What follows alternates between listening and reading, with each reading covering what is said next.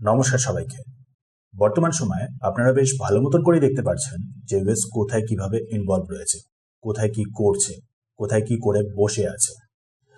গোটা এই ওয়ার্ল্ডে বর্তমানে যা যা কিছু ঘটছে তার পেছনে কোনো না কোনোভাবে দেখবেন সেই ইউএসই ইনভলভ রয়েছে। ভারতের ক্ষেত্রেও ঠিক সেই রকমই ইউএস রিলেটেড একটা বিশাল বড় কাহিনী আছে, যার ফলে ভারতের উপরেও রিস্ক রয়েছে। দ্বিতীয় বিশ্বযুদ্ধের সময় জাপানের হিরোশিমা আর নাগাসাকিতে যেটা হয়েছিল ঠিক সেরকমটাই হওয়ার। বুঝতে পারছেন আশা করি কিসের কথা বলছি। ফ্যাটম্যান আর লিটল বয়, ঠিক সেরকমই একটা রিস্ক রয়েছে ইউএস এর কারণেই এবার ভারতের ওপরে। কিছু না হলেও ভারতের যে জলের স্রোতগুলো রয়েছে, যেমন গঙ্গা, যমুনা ইত্যাদি বিভিন্ন যতগুলো নদী রয়েছে, সেগুলো পুরোপুরি কন্টামিনেট হয়ে যাওয়ার রিস্ক রয়েছে। ভারতের 60 কোটি মানুষের, যার ফলে প্রাণের ক্ষতি হওয়ার রিস্ক রয়েছে। তাই চলুন পুরো ব্যাপারটাকে ডিটেলসে জেনে নেওয়া যাক। দ্বিতীয় বিশ্বযুদ্ধ জানেন স্টপ হয়েছিল জাপানের ওপরে দুটো পারমাণবিক বোমা ড্রপ করার ফলে, ফ্যাটম্যান আর লিটল বয়। যারপর থেকেই পুরো ওয়ার্ল্ডের সবকটা দেশই ভালো মতন করে বুঝতে পেরে গিয়েছিল নিউক্লিয়ার পাওয়ারের অ্যাকচুয়াল ক্ষমতা। ইউএস এর সাথে সাথে ইউএসএসআরও রেসের মধ্যে ছিল নিউক্লিয়ার পাওয়ারের ব্যাপারটা নিয়ে। সো ইউএস এর পরেই ইউএসএসআরও নিউক্লিয়ার ওয়েপন তৈরি করে নেয়। যারপর থেকেই আবার কাজ শুরু করে দেয় চীন। 1964-তে চীন প্রথমবার নিউক্লিয়ার টেস্ট করেছিল। চীনের যে সাউথ ওয়েস্টে সিনজিয়াং রয়েছে সেইখানে, মানে ভারতের বর্ডারের খুবই কাছে, যেটার ব্যাপারে সাথে সাথেই ইউএস এর কাছেও খবর চলে যায়। এবার দেখুন, ওয়ার্ল্ড ওয়ার 2 এর পর থেকে যে কটা দেশই নিউক্লিয়ার ওয়েপন নিয়ে টেস্ট করার চেষ্টা করেছিল, সবকটা দেশের ক্ষেত্রেই দেখেছেন ইউএস কিভাবে ইনভলভ হওয়ার চেষ্টা করেছে, ইউএস কিভাবে ইন্টারফেয়ার করার চেষ্টা করেছে, যাতে ইউএস এর সুপার পাওয়ার স্ট্যাটাসটা বজায় থাকে। চীনের ক্ষেত্রেও ঠিক সেটাই হচ্ছিল। ইউএস ডিসাইড করেছিল ভারতের মাধ্যমে চীনের ওপরে স্পাইং করার।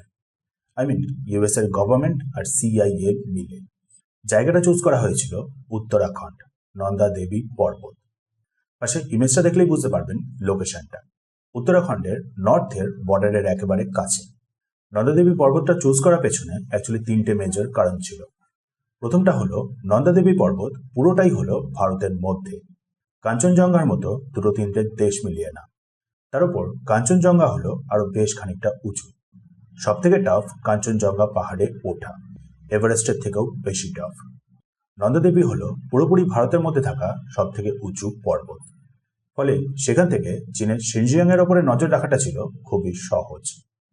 পাকিস্তানের কোনো পর্বতকে চুজ না করার পেছনে কারণটা হলো, পাকিস্তান যেমনটা জানেন কখনো ইউএস এর কাছে তো কখনো আবার চীনের কাছে। পসিবলই না এসব সিক্রেট মিশন নিয়ে পাকিস্তানের ওপরে রিলাই করা। ইউএস এর সিআইএ ঠিক সেই জিনিসটার ওপরেই বিলিভ করেছিল, যে কারণেই পাকিস্তানকে চুজ না করে ভারতের উত্তরাখণ্ড, নন্দা দেবী পর্বত। তার উপর ঠিক সেই সময় ভারত আর চীনের মধ্যে বিশাল বড় একটা টেনশন চলছিল 1962 ওয়ারের কারণে। সো সেই কারণেই ভারতকেই করা হয় চুজ। ভারত সেক্ষেত্রে প্রথম দিকে সেরকম করে রাজি হয়নি, কিন্তু যেমনটা আপনি ভালো মতনই জানেন, ইউএস কোনো কিছু করতে চায় আর প্রেশার সেক্ষেত্রে অ্যাপ্লাই করবে না, সেটা পুরোপুরি হলো অসম্ভব। ভারতের ক্ষেত্রেও ঠিক সেরকমটাই হয়েছিল। ভারতের ওপরেও প্রচুর প্রেশার অ্যাপ্লাই করা হয়েছিল। তার উপর আবার 1962-তে চীনের সাথে ডাইরেক্ট একেবারে ওয়ার। 1964-এ আবার চীনের নিউক্লিয়ার টেস্ট ভারত রিয়েলাইজ করে ফেলে, যার ফলে ন্যাশনাল সিকিউরিটির দিক থেকে একটা মেজর থ্রেট। যে কারণে বাধ্য হয় ভারত ফাইনালি ইউএস তথা সিআই এর কথাটা মানতে। দেন এরপরেই শুরু হয় আসল স্টোরি। ইউএস এর উদ্দেশ্য ছিল চীনের নিউক্লিয়ার প্রোগ্রামের ওপরে স্পাইং করা, যার জন্য নন্দা দেবী পর্বতের ওপরে একটা স্পাইং ডিভাইস ইনস্টল করা। সবথেকে উঁচু স্থানগুলোর মধ্যে একটা হওয়ায় এক তো নজর রাখাটা সুবিধা হবে চীনের সিনজিয়াং প্রান্তের ওপরে, দ্বিতীয়ত রেডিয়েশনের মাত্রাটাও ইজিলি ডিটেক্ট করা সম্ভব হবে। সো চীনের সিনজিয়াং প্রান্তে চীন যে নিউক্লিয়ার টেস্টগুলো করছিল সেগুলোর উপরে নজর রাখার জন্যই ভারতের নন্দা দেবী পর্বতের ওপরে ইউএস এর একটা রেডিয়েশন ডিটেক্ট করার মতন ডিভাইস ইনস্টল। বাট ব্যাপারটা হলো, অতটা উঁচুতে এনার্জি ট্রান্সফার করা হবে কিভাবে, মানে ইলেকট্রিসিটি কিভাবে পৌঁছাবে। সো সেই কারণেই একটা নিউক্লিয়ার ডিভাইসকেও সেখানে ইনস্টল করার ডিসিশন নেওয়া হয়। প্লুটোনিয়াম রাখা হয়েছিল যে নিউক্লিয়ার ডিভাইসটার মধ্যে 50 কেজি মতন, আর 100 বছর মতন হলো যার হাফ লাইফ স্প্যান, মানে এখনো সেই নিউক্লিয়ার ডিভাইসটার অ্যাক্টিভ থাকার কথা। সো সিম্পল ভাবে বললে দাঁড়ালোটা কি চীন অ্যাকচুয়ালি করছিল নিউক্লিয়ার টেস্ট, ইউএস যার উপরে স্পাইং করতে চাইছিল। লোকেশনটা চুজ করেছিল ভারতের নন্দা দেবী পর্বত, উত্তরাখণ্ডে। স্পাইং ডিভাইস ইনস্টল, বাট এনার্জির জন্য মানে ইলেকট্রিসিটির জন্য একটা নিউক্লিয়ার ডিভাইস। আবার নিউক্লিয়ার ডিভাইসটা রান করবে আর ইলেকট্রিসিটি দেবে রেডিয়েশন ডিটেকশন ডিভাইসটাকে, দিয়ে সেই রেডিয়েশন ডিটেকশন ডিভাইসটা রেডিয়েশনকে ডিটেক্ট করবে চীনের শিনজিয়াং প্রান্ত থেকে। সবকিছু এখানে মোটামুটি প্ল্যানিং মতো চলছিল, বাট সবথেকে বড় বাধাটা ছিল সামনে নেচার। নেচারের আগে কে কি আর করতে পেরেছে, এক্ষেত্রেও ঠিক সেটাই হয়েছে। 50 কেজি ওজনের একটা নিউক্লিয়ার ডিভাইস রাখা হবে নন্দাদেবী পর্বতের একেবারে টপে, যেটা কোনোভাবেই ইজি টাস্ক ছিল না। ভারতের তরফ থেকে যারা এভারেস্টে চলেছিল তাদের একটা টিম বানানো হয়, সাথে বেশ অনেকজন সোলজার। আমাদের ভারতের ইন্টেলিজেন্স এজেন্সি মানে তখনকার আইবিও এক্ষেত্রে ইনভলভ ছিল। আইবির ডেপুটি ডিরেক্টর RN কাউও এই ব্যাপারে ইনভলভ ছিলেন, যিনি গিয়ে পরে ভারতের RNAW কে তৈরি করেন, ভারতের সব থেকে সিক্রেট একটা এজেন্সি। ধুরন্ধর মুভিটা রিসেন্টলি রিলিজ হওয়ার পরে তো আশা করি বেশ ভালো মতন করেই বুঝে গেছে। যাই হোক, সো ভারতের তরফ থেকে যারা এভারেস্টে চলেছিল সেই সব এক্সপার্টরা, সাথে বেশ কিছু সোলজার, আইবির হেড RN কাউ, আর ইন্ডিয়ান নেভির তখনকার সময়ের ক্যাপ্টেন মোহন সিং কোহলি। নামটা একটু মনে রাখবেন, পরে এনাকে নিয়েই আরো একটা ইম্পর্টেন্ট জিনিস রয়েছে। সো ভারতের তরফ থেকে এরকম একটা টিম মোটামুটি তৈরি করা হয়। আমেরিকার তরফ থেকেও একটা টিম তৈরি হয়, সাথে CIO ইনভলভ ছিল। 1964 সেপ্টেম্বরে মিশনটা শুরু হয় নিউক্লিয়ার ডিভাইসটাকে নন্দাদেবী পর্বতে তোলার জন্য। বাট শীতকাল, স্নো পড়া শুরু হয়, আর CIA হঠাৎ করে মাঝখান থেকে ডিসাইড করে নেয় যে সেই নিউক্লিয়ার ডিভাইসটাকে মাঝপথেই ফেলে রেখে দিয়ে চলে আসবে। আর যেহেতু চারিদিকটা পুরোপুরি স্নো মানে বরফের চাই, অ্যাকচুয়াল পাহাড় সেরকমভাবে হাতের সামনে নেই, তাই সেই নিউক্লিয়ার ডিভাইসটাকে বেঁধে ছেড়ে রেখে এসেছিল একটা বরফের চাইয়ের সাথে।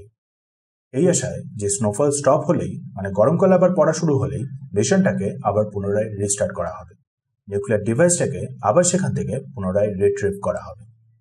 বাট প্রবলেমটা হলো, স্নোফল স্টপ হলে টিম যখন আবার পুনরায় সেখানে পৌঁছায় তখন দেখতে পারে সেই নিউক্লিয়ার ডিভাইসটাই সেখান থেকে পুরোপুরি উধাও। নিউক্লিয়ার ডিভাইসটাকে যেখানে তারা বেঁধে রেখে এসেছিল সেখানে আর তার কোনো অস্তিত্ব নেই। অ্যাকচুয়ালি নিউক্লিয়ার ডিভাইসটাকে তারা যখন ওপরে ওঠাচ্ছিল তখন নিউক্লিয়ার ডিভাইসটা একটু একটু করে হিট ছাড়ছিল, যেটা একটা নিউক্লিয়ার ডিভাইসের ক্ষেত্রে খুবই স্বাভাবিক। সো হতেই পারে নিউক্লিয়ার ডিভাইসটা আশেপাশের বরফকে গলিয়ে দিয়ে আরো বেশ অনেকটা গভীরে ঢুকে গেছে, বা হতেও পারে বরফের চাইটা গলে গিয়ে নিউক্লিয়ার ডিভাইসটা নদীর মধ্যে পড়ে গেছে। মানে যে বরফের চাইটার সাথে বাধা ছিল সেই বরফের চাইটা গলে গিয়ে জলের স্রোতের সাথে মিলে নিউক্লিয়ার ডিভাইসটা সোজা নদীতে। আশা করি বুঝতে পারছেন রিস্কটা কতদূর বেশি। পরে অনেক খোঁজা হয়েছিল ডিভাইসটাকে, বাট পাওয়া যায়নি। এই মুহূর্তে দাঁড়িয়ে নিউক্লিয়ার ডিভাইসটা ফাইনালি ব্লাস্ট হয়ে যাওয়ার একটা রিস্ক আছে। জাপানের হিরোশিমা আর নাগাসাকিতে যেরকম এফেক্ট হয়েছিল ঠিক বলতে পারেন ততটাই, বা হতেও পারে তার থেকেও বেশি, কারণ হিমালয়ের মতন এরিয়া। একবার কোনো নিউক্লিয়ার এক্সপ্লোশন হলে যে এরিয়াতে বিশাল বড় একটা ক্ষতি হয়ে যাওয়ার রিস্ক আছে। সাথে যতগুলোই নদী আছে সবকটাই পুরো কন্টামিনেট। কারণ দেখুন, 1964 থেকে অনেক দিন এখন গড়িয়ে গেছে, নিউক্লিয়ার ডিভাইসটা ধীরে ধীরে লিক হওয়ার এখন চান্স বাড়ছে। সো ব্লাস্ট না করলেও জলটা পুরোপুরি কন্টামিনেট, যেটা অ্যাপ্রক্সিমেটলি এফেক্ট ফেলবে প্রায় 60 কোটি মানুষের ওপরে। আশা করি বুঝতে পারছেন কত বড় এখানে একটা ব্লান্ডার হয়েছে US এর মাধ্যমে, CIA এর মাধ্যমে। নাও এবার দেখুন, এমনও না যে এটার ব্যাপারে প্রথম থেকেই সবাই জানতে পেরে গিয়েছিল। একটা দীর্ঘ সময় ধরে USA আর CIA আর তখনকার ভারতের সরকার এই পুরো ব্যাপারটাকে পুরোপুরি সিক্রেট রেখেছিল। 1977-এ আমেরিকার একটা ম্যাগাজিন আউটসাইড এই ব্যাপারটা নিয়ে একটা রিপোর্ট পাবলিশ করে, দিয়ে তারপরেই ভারতের সবাই এই ব্যাপারটা নিয়ে ফাইনালি অবগত হয়।